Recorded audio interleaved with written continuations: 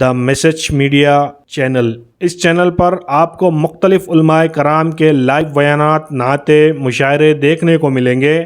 اس channel پر آپ کو مختلف علماء کرام کے اہم اور قیمتی بیانات دیکھنے کو ملیں گے۔ اس چینل پر آپ کو بہت سارے اہم اور قیمتی بیانات کی شارٹ کلپ دیکھنے کو ملے گی۔ اس چینل پر آپ کو روزانہ نئے عنوان پر 1 منٹ کی شارٹ کلپ دیکھنے کو ملے گی۔ ابھی تک اس چینل سے لاکھوں لوگوں نے دینی بیانات دیکھے اور دیکھ رہے ہیں۔ اگر آپ ابھی تک چینل سے نہیں جڑے ہیں تو ابھی دا میسج میڈیا کے تمام سوشل چینلوں سے جڑے، جیسے جوش، موج، انسٹاگرام، فیس بک، یوٹیوب۔ دین کی اہم، قیمتی اور مستند معلومات کے لیے آج ہی دا میسج میڈیا سے جڑے۔ اگر آپ اپنے کسی جلسے یا اجتماع کی معیاری ریکارڈنگ کرانا چاہتے ہیں تو آج ہی ہم سے رابطہ کریں 8309475649۔ ہم لوگ صرف قول کے داعی تو بنے، عمل کے داعی نہیں۔ ہم صرف زبان سے کہہ تو رہے ہیں لیکن عمل سے کچھ دکھا نہیں رہے، جبکہ اللہ کے محبوب صلی اللہ علیہ وسلم نے ہمیں عملی دعوت کا خوگر بنایا ہے۔ محبوب صلی اللہ علیہ وسلم نے جہاں لوگوں کو یہ فرمایا کہ نماز پڑھو، وہاں خود نماز پڑھ کے دکھایا۔ اور ہم تو 5 وقت کی نماز پڑھتے ہیں، محبوب تو اشراق بھی، چاشت بھی، اوابین بھی، صلاۃ التسبیح بھی، تہجد کی نماز بھی، ہم سے زیادہ تو محبوب پڑھتے تھے۔ تو محبوب نے صرف ہمیں کہا ہی نہیں کہ نماز پڑھو، بلکہ عمل کر کے دکھایا اور ہم سے زیادہ کر کے دکھایا۔ محبوب صلی اللہ علیہ وسلم نے زکوٰۃ دینے کا حکم دیا، اس کا سلیبس بتایا کہ راہ خدا میں خرچ کرو، اس کی فضیلت ہے۔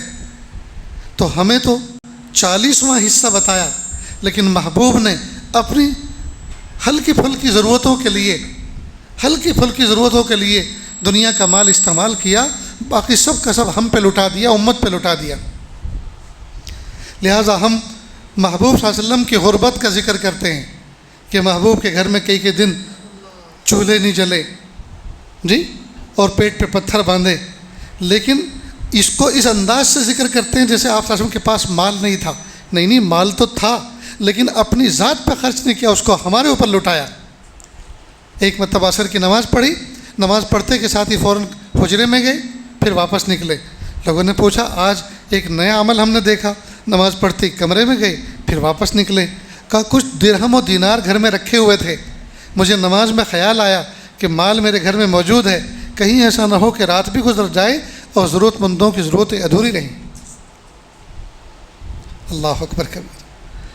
تو محبوب کے پاس جو مال تھا وہ ہمارے اوپر یعنی امت کے اوپر لوٹا دیا، خرچ کیا اس کو۔ تو محبوب فی نفسہ ہی مالدار تھے۔ 100 اونٹ کون ذبح کرتا ہے؟ ہم بھی اللہ کا شکر ہے، اللہ کی توفیق سے حج پہ جاتے ہیں، لیکن حج میں جاتے ہیں تو لوگ پوچھتے ہیں بھئی قربانی کا کیا چل رہا ہے؟ کہ ایک 150 ریال لے رہا ہے، ایک 200 لے رہا ہے، تو کہ 150 کون لے رہا ہے؟ تو مالدار سے مالدار آدمی سستی قربانی ڈھونڈتے ہیں، اور اگر شیئرنگ مل جائے اونٹ میں حصہ تو اس میں، اور اللہ کرے کسی امیر کا ذہن اس طرف نہ جائے کہ میں بھی 100 اونٹ ذبح کروں، تاکہ میرے محبوب کا جو ٹارگیٹ ہے اس کو کوئی آؤٹ نہ کر سکے، وہ باقی رہے اپنی جگہ پر۔ بہرحال تو اللہ کے محبوب صلی اللہ علیہ وسلم نے جو ہم تک دین پہنچایا، جو اللہ تعالیٰ کی ہدایات اور روشن تعلیمات پہنچائی، اللہ کے محبوب صلی اللہ علیہ وسلم نے اس پر اعلیٰ درجے پر عمل کر کے دکھایا، اعلیٰ درجے پہ عمل کر کے دکھایا۔ ہمارا حال یہ ہے کہ ہم لوگوں سے کہتے تو ہیں کہ ہدایت پہ آ جاؤ، تقوی پہ آ جاؤ، نیکی پہ آ جاؤ، لیکن عملی نمونہ ہم پیش نہیں کر پاتے۔ اس لیے حضرت تھانوی رحمۃ اللہ علیہ نے فرمایا کہ جو عجیب دور آیا ہے، جو صالح ہے وہ مصلح نہیں، اور جو مصلح بنا پھر رہا ہے وہ صالح نہیں۔ جو خود نیک ہے وہ لوگوں کو نیک بنا نہیں رہا، اور جو لوگوں کو نیک بناتا پھر رہا ہے وہ خود نیک نہیں۔ درنگی کی زندگی ہے۔ اس لیے دوستو، ہم میں کا ہر شخص اس کی نیت کرے، ارادہ کرے کہ جو علم مجھے ملا، جو علم میں حاصل کروں گا، انشاءاللہ سب سے پہلے اس کے اعلیٰ فرد پر خود عمل کروں گا۔ عملی دعوت زیادہ مؤثر ہوا کرتی ہے، تو ہم عملی نمونہ بہترین امت کے سامنے پیش کریں۔ اور یاد رکھنا دوستو، بمبئی کا واقعہ ہے، مسجد وار جماعت کے ساتھی بیٹھے مسجد فجر کے بعد، اور یہ طے ہوا کہ خصوصی ملاقات کس کی کرنی ہے۔ چنانچہ طے یہ ہوا کہ ریلوے اسٹیشن کے ساتھ میں جو ریلوے کوارٹر میں ریلوے مزدور رہتے ہیں ان سے بات کرنی، ایک افسر ہیں ان سے ملاقات کرنی۔ اب وہ ونڈو سے دیکھ رہے تھے، اب انہوں نے مسجد سے فارغ ہوئے، دعا کر کے چلے ملاقات کے لیے، تو ریلوے اسٹیشن سے لائن کو کراس کرنے کے لیے ایک فلائی اوور بنا رہتا ہے، لوگ اوپر سے جائیں۔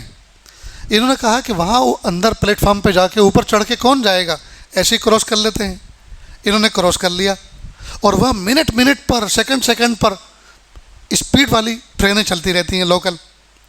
اب وہ افسر دیکھ رہے ہیں کہ یا اللہ، یہ ٹوپی کرتا پاجامے والے اور یہ ریلوے لائن ایلیگل کراس کر کے آ رہے ہیں، خدا نہ خواستہ کوئی حادثہ ہو جائے گا، کیا منظر بنے گا۔ خیر وہ آئے، اور آنے کے بعد ان کی ڈور بیل پش کی کہ کون، کہ ہم کچھ دین کی دعوت لے کر آپ کے پاس آئے۔ وہ آئے دروازے پر، دروازہ کھولا، کہ دیکھو اگر دین کی دعوت لے کر آئے ہو تو اللہ کے واسطے اللہ کا شکر ہے، میں تم سے زیادہ بہتر ہوں۔ ہاں چائے ناشتہ ہو، کوئی اور کام ہو تو بیٹھو، اگر دین کی بات کرنے آئے ہو تو الحمدللہ میں تم سے بہتر ہوں۔ میں نے ابھی دیکھا، اپنی ان آنکھوں سے دیکھا کہ تم ریلوے لائن کو ایلیگل طور پر کراس کر کے آ رہے ہو، اپنی جان کو خطرے میں ڈال کر آ رہے ہو، مجھے تم کیا دین سکھاؤ گے۔ تو دیکھو دوستو، سامنے والا آدمی ہمیشہ ہمارے اوپر نظر رکھتا ہے، اور وہ خود یہ دیکھتا ہے یہ جو دین کی بات خود کہہ رہا ہے یہ خود کتنا عمل کر رہا ہے۔ تو عملی دعوت زیادہ مؤثر ہوتی ہے قولی دعوت کے مقابلے میں، اس لیے ہم اپنے عمل کو مضبوط کریں، ہم اپنے عمل کو مضبوط کریں۔ اس لیے عاجز کہا کرتا ہے جو لوگ عالم ہیں، حافظ ہیں، دعوت کے کام سے جڑے ہوئے ہیں، ان کو چاہیے کہ وہ اپنی دنیا میں بھی خوب محنت کریں، تاکہ ان کی دنیا کو دیکھ کر دنیا والے لوگ دین پر آ جائیں۔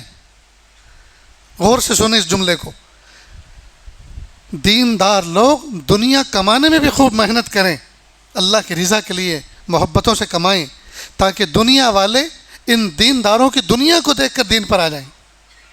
دیکھا یہ گیا ہے جو دیندار ہوتے ہیں وہ دنیا سے کنارہ کر لیتے ہیں، ان کو اوپر قرضے چڑھتے چلے جاتے ہیں، ان کی جو ہے کرانہ کی دکان سے، دوائی کی دکان سے وہ دوائی اٹھاتی ہیں، غلہ اٹھاتے ہیں، ان کے پیسے باقی رہتے ہیں۔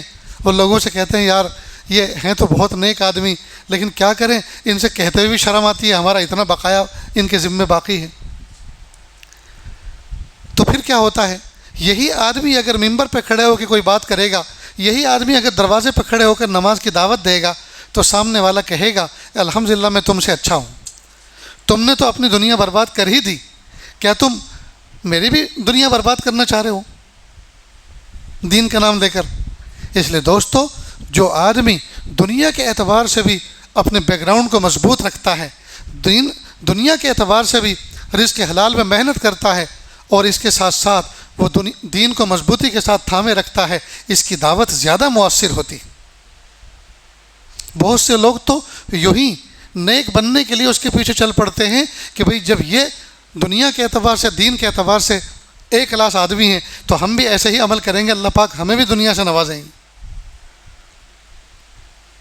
غرض یہ دوستو، قولی دعوت کے مقابلے میں عملی دعوت زیادہ مؤثر ہوا کرتی ہے۔ ہمیں چاہیے ہم عمل کے اعتبار سے مضبوط بنیں، نمازیں وقت پر پڑھیں، تلاوت وقت پر کریں، ذکر و اذکار کریں، جو باتیں سنیں دھیان سے سنیں، عمل کی نیت سے سنیں۔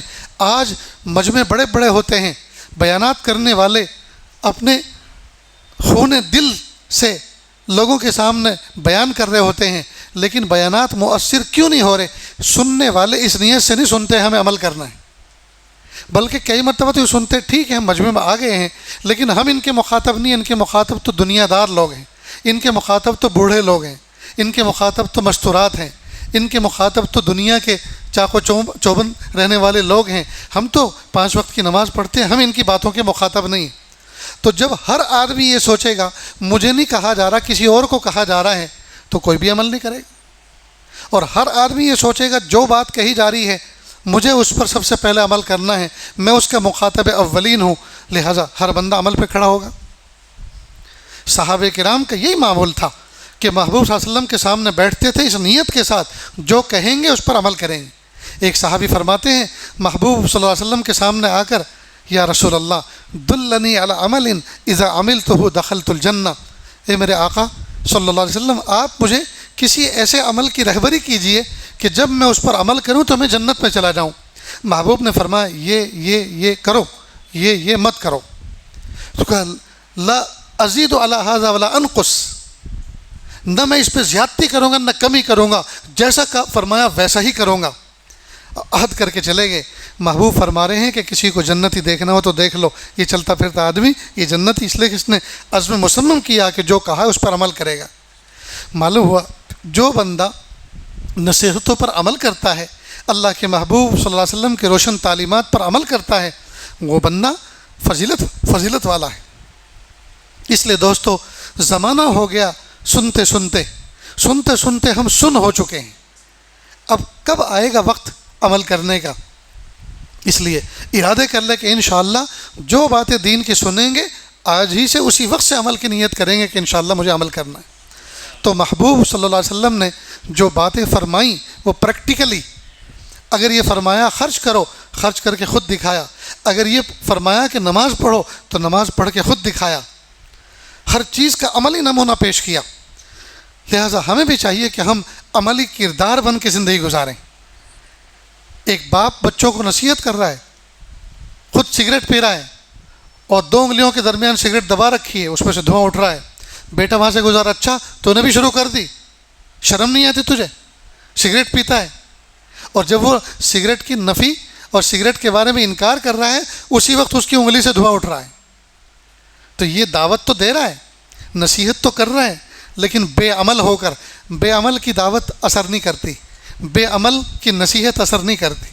ایک بزرگ تھے، ان کے پاس ایک بوڑھی عورت دور دراز سے سفر کر کے آئی، کہا حضرت میرا بچہ میٹھا کھاتا ہے، گڑ کھاتا ہے، آپ دعا کر دیجئے، بہت میٹھا کھانے کے مضر اثرات ہیں، پیٹ میں کیڑے ہو جاتے ہیں، دانت خراب ہوتے ہیں، آپ دعا کر دیجئے اللہ اس کو شفا دے اور یہ گڑ کھانے کی عادت اس کی تبدیل ہو جائے۔ کہا اس کو آپ 3 دن کے بعد لے کر آؤ۔ وہ چلی گئی، 3 دن کے بعد وہ بچہ آیا، سر پہ ہاتھ رکھا، بیٹا گڑ مت کھایا کرو، اس کے بہت نقصان ہیں، اور کہا کہ ٹھیک ہے لے جاؤ۔ کہا حضرت اتنی دور سے میں چل کر آئی، اس دن بھی آئی تھی، یہ بات تو اس دن بھی کہہ سکتے تھے آپ، 3 دن کے بعد آپ نے مجھے پیدل چل کر پھر بلایا، میں تو سمجھ رہی تھی کہ کوئی تعویذ لکھیں گے آپ راتوں کی تنہائی میں، جی چاند کی روشنی میں، اور کوئی تعویذ بنانے میں ٹائم لگتا ہے اس لیے 3 دن کا وقت مانگا، آپ نے تو یہ نصیحت کرنی تھی، یہ 2 جملے تو اس دن بھی کہہ سکتے تھے۔ عجیب بات فرمائی کہ اصل میں بہن جس وقت آپ اس بچے کو لے کر آئی تھی اس وقت میں خود زیادہ گڑ کھاتا تھا، میں خود بدعمل تھا، اب میں اس کی نصیحت اگر کرتا تو اس پر کیسے اس پر اثر ہوتا، تو میں نے اسی دن سے گڑ کھانا چھوڑ دیا، یا اس کا میں نے معمول بنایا، تھوڑا کیا۔ اب میں نے سوچا کہ اب میں باعمل بن کے جب نصیحت کروں گا تو اللہ تعالیٰ اس کا اخلاص کا اثر ڈالیں گے اس کے دل پر۔ یہ تھے ہمارے اکابر مشائخ، یہ تھے بزرگان دین کہ جو کہتے تھے وہ کرتے تھے اور جو کرتے تھے وہ کہتے تھے۔ آج ہم جو کہہ رہے ہیں وہ کر نہیں رہے، نہ ارادہ ہے نہ عمل ہے نہ ارادہ ہے، نہیں ہم خود بھی عمل کریں اور دوسروں کو عمل پر ابھاریں۔ جو ماں باپ باعمل ہوتے ہیں ان کا عمل کا اثر بچوں کے قلوب پر پڑتا ہے۔ آج بچے جو نافرمان ہیں اس کی وجہ یہ ہے کہ ماں باپ کہاں فرما بردار ہیں اپنے رب کے۔ ماں باپ فرما بردار بنیں گے تبھی تو اولاد فرما بردار بنے گی۔ تنہائیوں کے جو معاملے ہوتے ہیں جوانوں کے، میاں بیوی کے جو تعلقات ہیں تنہائی کے، اس میں بھی حرام کاری ہو رہی ہے، اس میں بھی ٹیلی ویژن پر تماشے دیکھے جا رہے ہیں، اس پہ بھی انٹرنیٹ کے تماشے دیکھے جا رہے ہیں۔ اب ان تماشوں کو دیکھ کر اگر یہ حلال عمل وجود میں آئے گا تو بتائیے اس عمل سے جو اولاد پیدا ہوگی اس پر وہ حرام کے اثرات مرتب ہوں گے کہ نہیں ہوں گے؟ اس لیے دوستو سچی توبہ کریں، اللہ کی طرف رجوع کریں، اور جو عمل کی دعوت محبوب صلی اللہ علیہ وسلم نے ہمیں دی ہے، جس موقع پر جو کرنے کا حکم محبوب نے دیا ہے اس کو کر گزریں، اور جن موقعوں پر بچنے کا جو حکم دیا ہے اس موقع پر ان سے بچتے رہیں، انشاءاللہ پھر کسی بھی چیز کی ضرورت نہیں۔